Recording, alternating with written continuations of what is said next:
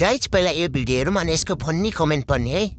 तिम्रो साथ पाएपछि हाँसी खुसी जिउला तिम्रो नभई मरेछु भने अर्को जोनी ल्याउला।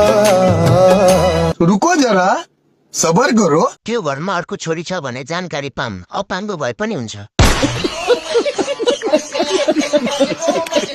4 हात खुट्टा हुनु पर्यो, जिउँदो हुनु पर्यो, म पनि बिहे गर्छु। त्यो भिडियो देखेर फेरि बिहे गर्ने रहर जाग्यो। पैसा त यसरी पो पाइदो रहेछ। म भने जब गरेर जब छोडिदिएँ मैले। कता यो यस्तो, म पनि त्यतै ससुराली बनाउनु पर्यो। यस्तै भिडियो हेर्नलाई फन्नी कमेन्टेटरलाई फलो गर्नुहोस्।